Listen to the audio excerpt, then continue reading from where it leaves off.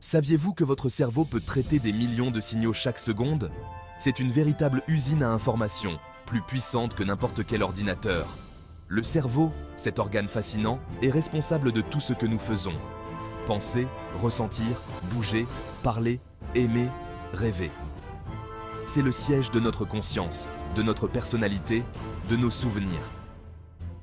Comprendre le fonctionnement du cerveau, c'est un peu comme explorer un univers inconnu. Plus on découvre, plus on réalise l'étendue de ce qu'il reste à découvrir. Dans cet essai, nous allons plonger au cœur de cet organe mystérieux.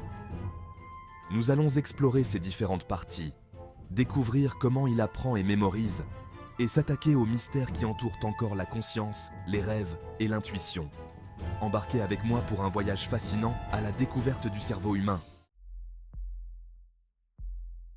Le cerveau est un organe complexe, composé de différentes parties qui collaborent en parfaite harmonie. Imaginez un orchestre symphonique, chaque instrument jouant sa partition pour créer une symphonie. Le cerveau fonctionne de la même manière, chaque partie ayant un rôle précis à jouer. On peut diviser le cerveau en plusieurs grandes régions.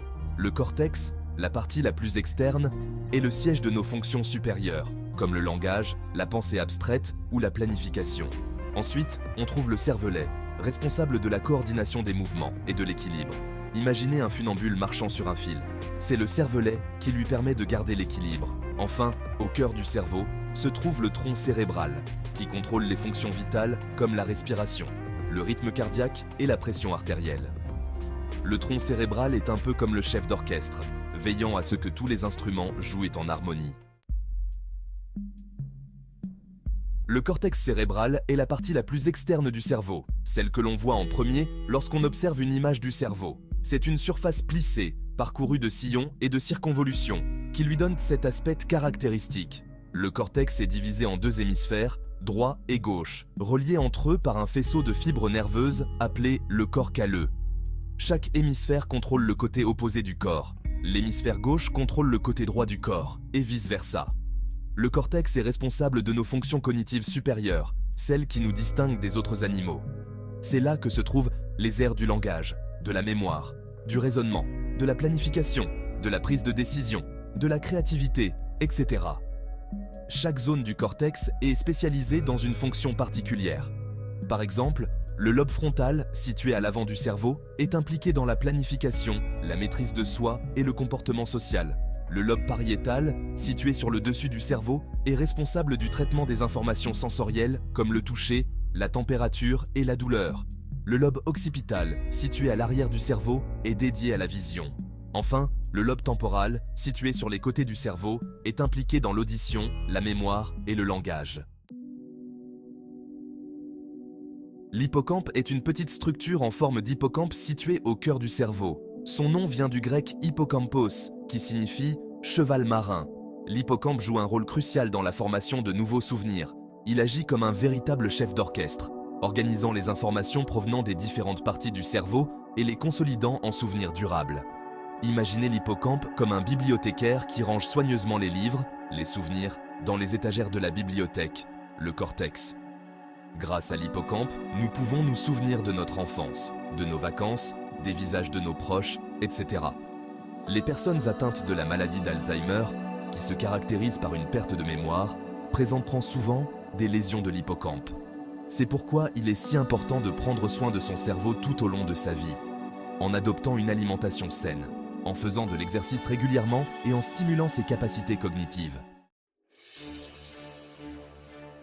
L'amygdale est une petite structure en forme d'amande située dans le lobe temporal du cerveau. Elle joue un rôle clé dans le traitement des émotions, en particulier la peur et l'anxiété. Imaginez l'amygdale comme un système d'alarme qui se déclenche en cas de danger potentiel. Lorsqu'elle perçoit une menace, l'amygdale envoie un signal d'alerte au reste du cerveau, déclenchant une cascade de réactions physiologiques comme l'augmentation du rythme cardiaque, la transpiration et la libération d'hormones de stress. L'amygdale est essentielle à notre survie, car elle nous permet de réagir rapidement face au danger.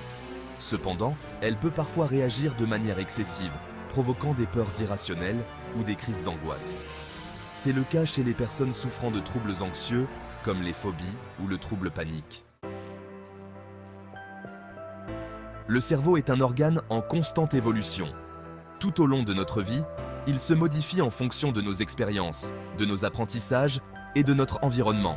Cette capacité du cerveau à se remodeler est appelée la plasticité cérébrale. La plasticité cérébrale est à la base de notre capacité d'apprentissage et de mémorisation.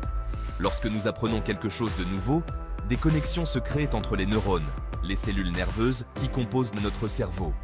Plus nous répétons l'apprentissage, plus ces connexions se renforcent, ce qui facilite la mémorisation. La plasticité cérébrale est plus importante chez les enfants et les adolescents, car leur cerveau est en pleine maturation. C'est pourquoi il est plus facile d'apprendre une nouvelle langue, de jouer d'un instrument de musique ou de pratiquer un sport à un jeune âge. Cependant, la plasticité cérébrale ne disparaît pas complètement à l'âge adulte. Même si elle diminue avec le temps, il est toujours possible d'apprendre et de mémoriser de nouvelles informations tout au long de sa vie.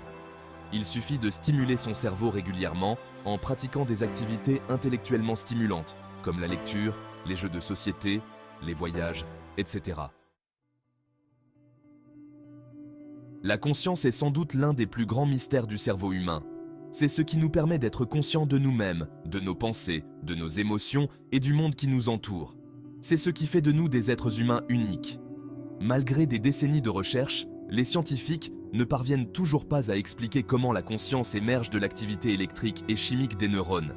Certains pensent que la conscience est une propriété émergente du cerveau, c'est-à-dire qu'elle apparaît lorsqu'un certain niveau de complexité est atteint. D'autres pensent que la conscience est une propriété fondamentale de l'univers, au même titre que la gravité ou l'électromagnétisme. Quoi qu'il en soit, la conscience reste un mystère profond. Comment se fait-il que nous soyons conscients de notre propre existence ? Qu'est-ce que cela signifie d'être conscient ? Ces questions fascinent les philosophes et les scientifiques depuis des siècles, et nous sommes encore loin d'y avoir répondu. Chaque nuit, lorsque nous nous endormons, notre cerveau entre dans un état de conscience altéré, le rêve. Pendant le rêve, notre esprit est libre de vagabonder dans un monde étrange et fantastique, peuplé de personnages bizarres et de situations improbables. Les rêves ont toujours fasciné les hommes. Dans de nombreuses cultures, ils sont considérés comme des messages du monde des esprits, des prémonitions ou des voyages dans d'autres dimensions. Aujourd'hui encore, certaines personnes accordent une grande importance à l'interprétation des rêves. Les scientifiques ne s'entendent pas sur la fonction des rêves. Certains pensent qu'ils n'ont aucune fonction particulière, qu'ils ne sont que le fruit d'une activité cérébrale aléatoire pendant le sommeil. D'autres pensent que les rêves ont une fonction importante, comme la consolidation de la mémoire, le traitement des émotions ou la préparation aux situations stressantes. Quoi qu'il en soit, les rêves restent un phénomène mystérieux et fascinant. Ils nous rappellent que notre cerveau est capable de créer des mondes entiers, même lorsque nous dormons. L'intuition est souvent décrite comme une petite voix intérieure qui nous guide dans nos choix et nos décisions. C'est un sentiment, une impression, une conviction qui nous vient sans que l'on puisse l'expliquer rationnellement. Certaines personnes font confiance à leur intuition et la considèrent comme un véritable sixième sens. D'autres sont plus sceptiques et pensent que l'intuition n'est rien de plus qu'un biais cognitif, une illusion créée par notre cerveau.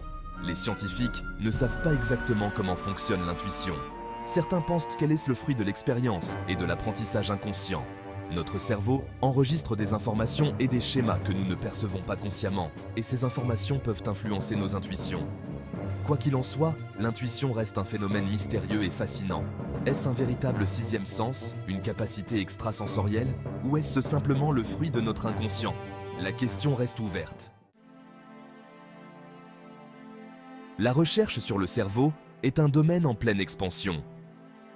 Grâce aux progrès technologiques, les scientifiques disposent aujourd'hui d'outils de plus en plus sophistiqués pour explorer les mystères de cet organe fascinant. L'imagerie cérébrale, par exemple, permet d'observer l'activité du cerveau en temps réel, sans avoir à ouvrir la boîte crânienne. Les neurosciences computationnelles utilisent des modèles mathématiques pour simuler le fonctionnement du cerveau et tester des hypothèses. Les interfaces cerveau-machine permettent de contrôler des ordinateurs ou des prothèses par la pensée. Ces avancées technologiques ouvrent des perspectives extraordinaires pour la recherche sur le cerveau. Elles pourraient nous permettre de mieux comprendre les maladies neurologiques, comme la maladie d'Alzheimer, la maladie de Parkinson ou l'épilepsie, et de développer de nouveaux traitements plus efficaces. Elles pourraient également nous permettre de percer les secrets de la conscience, de la mémoire et de l'intelligence. Le cerveau humain est un organe d'une complexité stupéfiante. Plus on l'étudie, plus on réalise l'étendue de ce qu'il reste à découvrir. La conscience, les rêves, l'intuition, autant de mystères qui continuent de fasciner et d'intriguer les scientifiques. Grâce au progrès technologique, la recherche sur le cerveau progresse à pas de géant. Chaque jour, de nouvelles découvertes viennent enrichir notre compréhension de cet organe fascinant. Mais le voyage est loin d'être terminé. Le cerveau humain est un univers en soi, et il nous faudra encore de nombreuses années, voire de nombreux siècles, pour en percer tous les secrets.